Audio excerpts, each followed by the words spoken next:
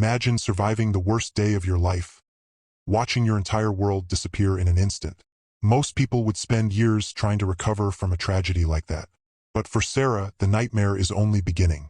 A year after losing her husband and daughter in a devastating accident, she agrees to join 5 friends on what is supposed to be a thrilling cave exploration trip deep in the mountains.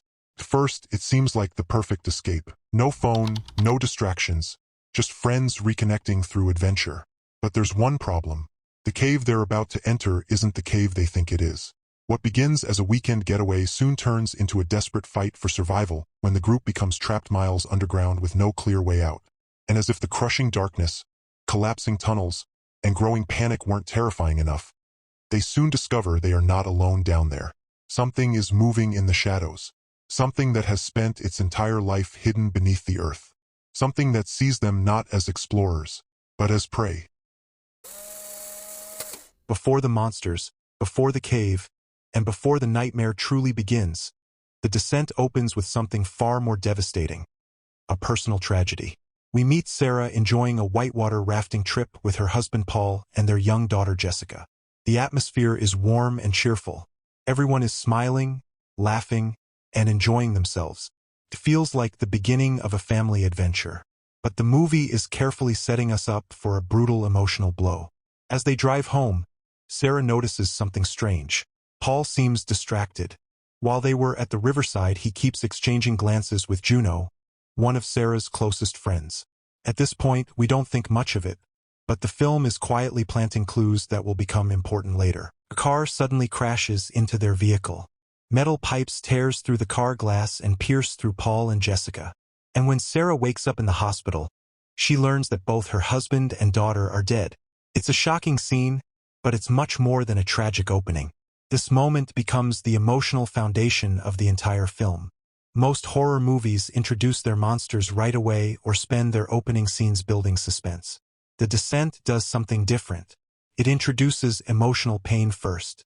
The real monster haunting Sarah isn't hiding in a cave. It's grief. For the next year, Sarah struggles to move forward with her life.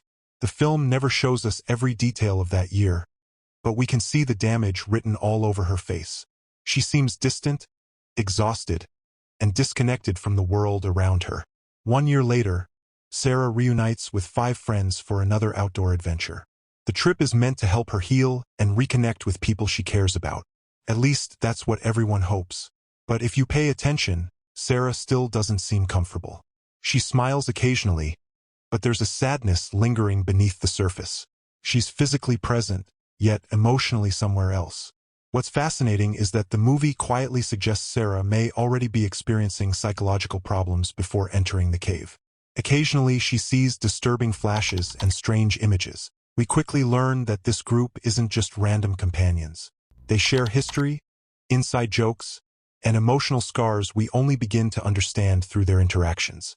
At the center of it all is Juno, the most energetic and outwardly confident member of the group. She presents herself as the leader type, like she needs to prove something. Then there's Beth, who feels more grounded and cautious. She doesn't rush decisions and seems to quietly observe the group dynamic rather than dominate it. Then we also meet Rebecca, Sam, Holly, each with their own personalities, but none of them fully aware of how quickly their dynamic will collapse once pressure is applied.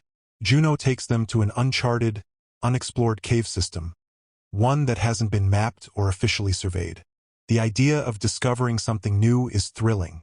It feeds their sense of adventure. But underneath that excitement is a critical problem no one else knew about.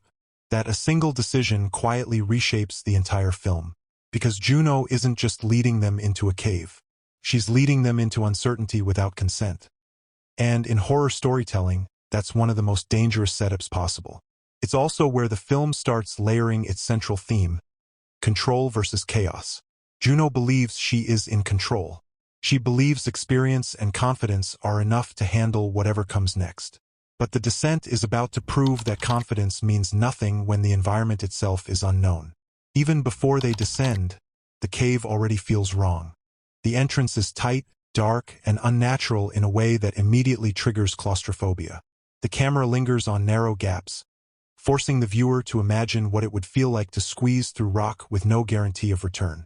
This is where the film begins its psychological manipulation. Because the real horror isn't the cave yet. It's the decision to enter it at all. And once they commit, there is no easy way back. First, everything seems to be going according to plan. The group carefully makes its way deeper into the cave system, navigating narrow tunnels and underground chambers with the confidence of experienced explorers. There are a few tense moments, but nothing that feels truly dangerous. In fact, this section of the movie is deceptively calm. The women joke with each other, encourage one another through tight spaces, and treat the cave like another adventure they've conquered before. But that's exactly what makes the next moment so terrifying. The film slowly guides both the characters and the audience into a false sense of security. Then it pulls the ground out from under them. One of the narrow passages suddenly begins to shift. Small rocks fall from above. The sound echoes through the tunnel. First, it seems minor. Then the entire passage collapses. Within seconds, tons of rock crash down behind them. Dust fills the air. The cave shakes violently, and their only known exit is gone. This is the moment where the descent transforms from an adventure film into a survival horror story. Notice something important here. No monsters are involved. Nothing supernatural happens. Yet this scene is often considered one of the most terrifying moments in the entire movie. But being trapped underground? Being buried alive? Having no clear path back to the surface? Those fears feel real. Suddenly, the women realize that they are completely isolated from the outside. No cell phones, no rescue team, no GPS. No one knows exactly where they are. And that's when panic begins to spread. Under pressure, Juno finally admits the truth. This isn't the cave they were supposed to explore. The entire expedition was based on a lie. Instead of bringing the group to a mapped cave system, she secretly chose an unexplored cave hoping they would make a major discovery together. And honestly, it's difficult to blame them. At this point, the cave collapse is no longer the biggest problem. The biggest problem is trust. Because survival depends on teamwork. And teamwork depends on trust. The moment trust disappears, every decision becomes harder. Every disagreement becomes more dangerous. Every mistake becomes more costly. Juno likely believed she was giving her friends an unforgettable adventure. Instead, she trapped them in a nightmare. And now everyone is paying the price for her decision. The cave itself also becomes more threatening after the collapse. Before, it felt like a place. Now it feels like a prison.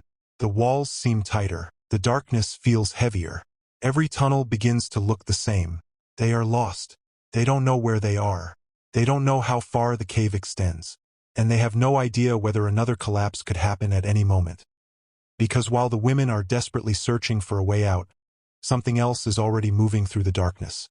Something that knows these tunnels far better than they do. And unlike the group, it isn't lost at all. First, everything seems to be going according to plan. The group carefully makes its way deeper into the cave system, navigating narrow tunnels and underground chambers with the confidence of experienced explorers. There are a few tense moments, but nothing that feels truly dangerous. In fact, this section of the movie is deceptively calm. The women joke with each other, encourage one another through tight spaces, and treat the cave like another adventure they've conquered before. But that's exactly what makes the next moment so terrifying. Eventually, the truth can no longer remain hidden. One of the women becomes separated from the group and encounters one of the creatures face to face. The attack is sudden, violent, and shocking. For the first time, we get a clear look at the monsters lurking beneath the earth. They're pale, hairless, thin, almost human in appearance, but disturbingly altered by generations of underground evolution. The creatures have no functional eyesight. Their eyes appear useless. Instead, they've adapted to survive entirely through hearing and movement. Then comes one of the movie's most tragic moments. During a frantic battle with the crawlers, Juno accidentally strikes Beth with a climbing axe. The scene happens quickly and in the chaos of combat, but its consequences are devastating. Beth survives the initial injury. Juno knows she's still alive. And this is where the movie presents one of its most morally complicated moments. Instead of helping her friend, Juno leaves. She runs away, whether she does it out of panic, guilt, or fear of slowing down. But from Beth's perspective, it's abandonment. As the remaining survivors struggle deeper into the cave, The attacks become more frequent and more violent. The crawlers know the terrain perfectly. They strike from above, below, and behind. The women never know where the next attack will come from. And that's what makes the creatures so terrifying. They're not stronger than humans. They're simply better adapted to this environment. It's like trying to fight a shark in the ocean. You're battling an enemy on its home turf. The deeper the survivors travel, the more hopeless their situation appears. They're injured, scattered, running out of options. And yet somehow Sarah begins emerging as the group's strongest survivor. Not because she's the most athletic, not because she's the most experienced, but because she's already survived unimaginable loss before entering the cave. The darkness that is breaking everyone else is strangely familiar to her. And while the other survivors are desperately trying to escape the nightmare, but the real emotional collapse hasn't happened yet. That begins when Sarah discovers the truth about Juno. After Juno accidentally wounds Beth and leaves her behind, Beth manages to pull the necklace and gives the pendant to Sarah, confirming the affair and explaining why Juno had been so distant after the tragic death of Sarah's family. Now, deep underground, with no escape and no distractions, that hidden truth finally comes into focus. This revelation doesn't just hurt Sarah. It reshapes everything she thought she understood about her life before the cave. Because suddenly, her grief is no longer just about loss. It is also about betrayal. And betrayal has a different kind of weight. It doesn't fade the way grief does. It festers. As Sarah and Juno are forced to continue deeper into the tunnels, the emotional distance between them becomes just as dangerous as the physical threats surrounding them. They are no longer just two survivors trying to escape. They are two people carrying unresolved damage into an already impossible situation. And eventually, that combination will have consequences neither of them can avoid. Because in the darkness of the cave, nothing stays buried forever. Not secrets, not guilt, and not what people become when they are pushed too far. After narrowly surviving wave after wave of crawler attacks, Sarah finally came face to face with the person who had betrayed her the most, Juno. Realizing that Juno had indeed been having an affair with her husband, Sarah was consumed by anger and heartbreak. When Juno turned her back for a moment, Sarah struck her in the leg with a climbing axe, leaving her wounded and trapped. As the remaining crawlers closed in, Sarah abandoned her former friend and pressed forward alone, determined to escape the nightmare beneath the mountain. Finally, Sarah notices a beam of light shining down on her face, the first sign that escape may finally be within reach. Driven by a desperate will to survive, she pushes forward and eventually emerges from the cave, battered, blood-soaked, and emotionally shattered. For the first time in what feels like an eternity, she's back on the surface. No more darkness, no more crawling through suffocating tunnels, no more creatures lurking in the shadows. Just silence and freedom. But while Sarah has escaped physically, the experience has left deep scars. The woman who emerges from the cave is not the same woman who entered it. She has endured unimaginable loss, witnessed horrific deaths, and been forced to confront painful truths about the people she trusted most. The nightmare may be over, but its effects will stay with her forever. Because sometimes surviving isn't the same as healing. And although Sarah managed to escape the cave, a part of her remains trapped in the darkness she left behind.